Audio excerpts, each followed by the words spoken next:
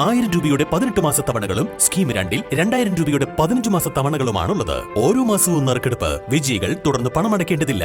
Anupama gold gallery, golden diamond, Edavanna, Thiruvali, Othayi. Edavanna ഗ്രാമപഞ്ചായത്ത് ജനകീയാസൂത്രണ പദ്ധതിയിൽ ഉൾപ്പെടുത്തി ജൈവവളം വിതരണം ചെയ്തു. തനിമ എന്ന പേരിൽ എടവണ്ണയുടെ തനത് ഉൽപ്പന്നമാണ് വിതരണം ചെയ്തത്. വിതരണോദ്ഘാടനം ഗ്രാമപഞ്ചായത്ത് പ്രസിഡന്റ് ടി അഭിലാഷ് നിർവഹിച്ചു. ഈ ഒരു പദ്ധതി സാധാരണ കൃത്യമായ സമയത്ത് നടക്കേണ്ടതാണ്. നമുക്കറിയാം, കർഷകർക്ക് കൃത്യമായിട്ട് അറിയാം, നമുക്ക് വെള്ളം നൽകേണ്ട സമയം എന്ന് പറയുന്നത് മഴ തുടങ്ങുന്ന സമയത്താണ്.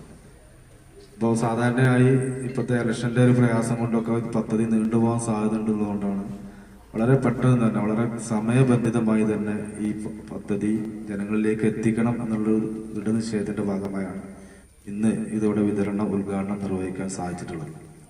നേരത്തെ പറഞ്ഞ പോലെ തന്നെ ഒരാഴ്ചക്കകം എല്ലാ വാർഡുകളിലും ഈ പദ്ധതിയുടെ ഭാഗമായിട്ടുള്ള ജൈവവളം എത്തും.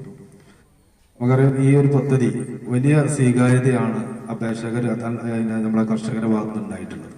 എല്ലാ വാർഡിലും ഭേദപ്പെട്ട രീതിയിലുള്ള അപേക്ഷ ഈ പദ്ധതിയുടെ ഭാഗമായി നമുക്ക് ലഭിച്ചു. ഇതിൽ ഏറ്റവും വലിയ പ്രത്യേകത, നമുക്കൊരു അഭിമാനം തോന്നുന്നത് നമ്മുടെ ഈ കർഷക കർമ്മസേന എടവണ്ണ ഗ്രാമപഞ്ചായത്ത് കൃഷിഭവനും ചേർന്ന് കഴിഞ്ഞ വർഷം രൂപീകരിച്ചിട്ടുള്ള കാർഷിക കർമ്മസേനയാണ് ഈ വളം നിർമ്മിച്ചിട്ടുള്ളത്.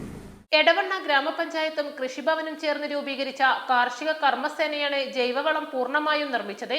കഴിഞ്ഞ വാർഷിക പദ്ധതിയിൽ വിതരണം ചെയ്ത പച്ചക്കറി തൈകളും ഉൽപ്പാദിപ്പിച്ചത് എടവണ്ണയിലെ കാർഷിക സേനയാണ്. പടിഞ്ഞാറെ ചാത്തല്ലൂരിൽ വെച്ച് നടന്ന ചടങ്ങിൽ സ്റ്റാൻഡിംഗ് കമ്മിറ്റി ചെയർമാൻമാരായ KT അൻവർ, KP ബാബുരാജ്, ഗ്രാമപഞ്ചായത്ത് വൈസ് പ്രസിഡന്റ് നുസ്രത്ത് വലീദ്, കൃഷി ഓഫീസർ അഞ്ജലി, കാർഷിക കർമ്മസേന പ്രസിഡന്റ് T ഗോപിനാഥൻ, കാർഷിക സഹായ സംഘം പ്രസിഡന്റ് PP അബൂബക്കർ മാനു, പ്രദേശത്തെ മുതിർന്ന കർഷകരും സംസാരിച്ചു. East live, Edavanna.